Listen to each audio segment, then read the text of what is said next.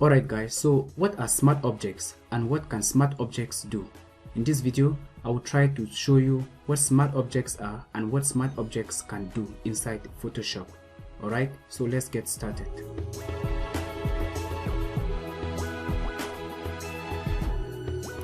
Okay, so you can see I have an image of this young lad who seems to be very happy. So my intention is to grab this image from this document onto this document. So I'll first of all start by unlocking the image, and then with the move tool I can just drag it onto the new document and release here. Right now, if you do not have a backup of this image and you scale it down just like so and confirm, and you save this document without a backup of this particular image, let us say after about 3 days, and you choose to reuse this image again, what you will definitely do will be to come back to this new document and then try to scale the image up. Let us scale it up and see what happens.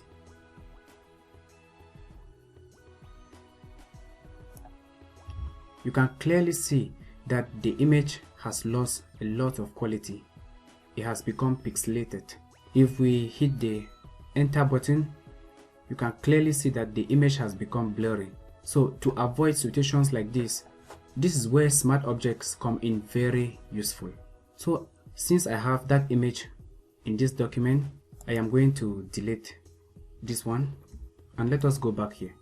Again, I will drag the original image onto this new document, and before I scale the image down, the first thing I do is by right clicking on the layer and choosing convert to smart object.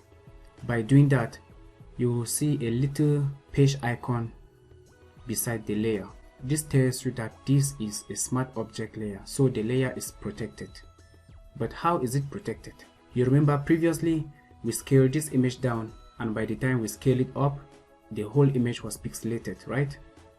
So now let us scale the image down even more. I'll grab this handle and scale the image down just like so.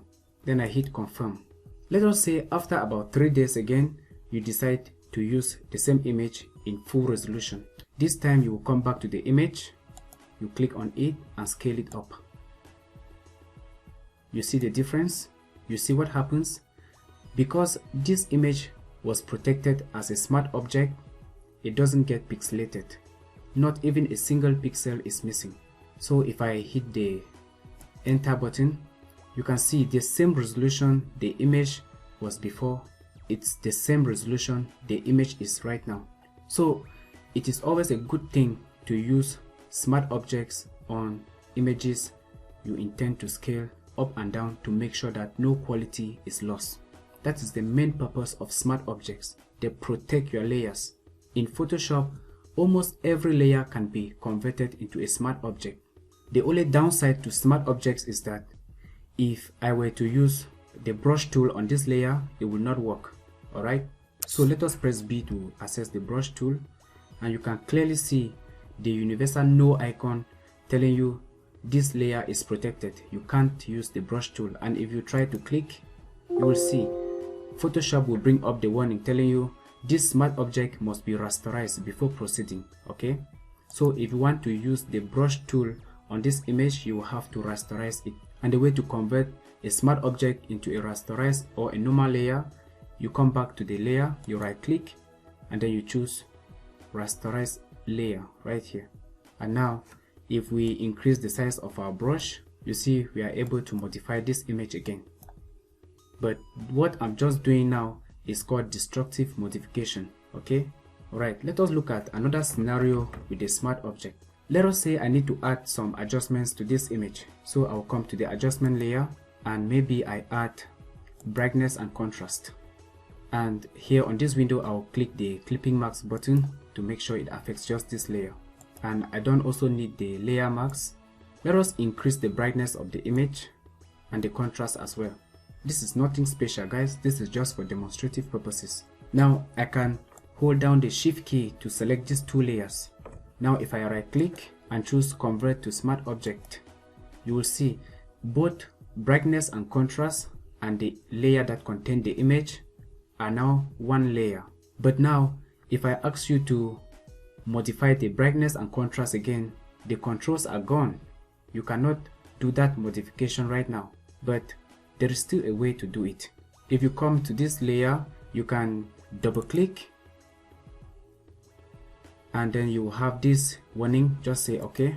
Right now what Photoshop has done is it has opened the smart object into a new document, and this new document will show you the previous layers that were contained in this document. So we still have our original layer with the image of this young lad, and we still have our brightness and contrast. So if I need to reduce the brightness, I can double click on it again and take the brightness down. Okay, but then to save your changes, you just close the document. After closing, you just click yes to save the changes, and these changes will be reflected back to this document. So as you can see, the image is back to normal. So to modify the content of a smart object, you just have to double click on the smart object layer and it will open up a new document window where you can do all the modifications and then close the document and save the changes. They will be reflected back to your current document. Apart from using smart objects in Photoshop, we can also copy artwork from Adobe Illustrator and paste it inside Photoshop as a smart object. So I already have a document open here inside Illustrator with this artwork. So what I need to do is to copy this artwork from Illustrator into Photoshop as a smart object. So I'll go to edit and then choose copy to make sure it is copied to my clipboard, and then I'll switch to Photoshop and let me hide this layer for a moment, and then I'll go to edit and then I'll choose paste. Here you can see on the paste dialog we have some options right here. The options you are likely to use most of the time will be as a smart object. So I click OK. But before I do, I will untick add to my current library. Right now we have the artwork copied from Illustrator and pasted in Photoshop in its full glory. And if we confirm, you can see we now have a vector smart object. The benefit of this is that we can always scale this artwork up and down without losing a single pixel. There is a setting inside Photoshop that I want you to be aware of. Let us press Ctrl K to go to our preferences. Under the Generals tab, you can clearly see it says always create smart objects when placing. It is turned on by default. So let's press OK. Now let us go to File and then choose Place Embedded. I will now locate this image on my hard drive. You can see that we have that same image here on the screen. If I click on the check mark right here, look on the layers panel. Currently the smart object icon is not here, but the moment I confirm, you will now see a page icon beside this layer indicating that this layer is a smart object. So that is what that setting means by always place as a smart object. If you do not like this behavior of Photoshop placing your documents as smart objects, then you can press Ctrl K again, and when you are in your preferences under the Generals tab, you can untick this option from here, and next time if you place a file, it will be placed on a normal layer. I prefer to leave this turned on because smart objects protect your layers by maintaining their full resolution. It also comes at a price, and the price you are paying is a huge file size. I think it is always understandable because you will still be able to maintain the full quality of your image. So the file size should not actually be a problem.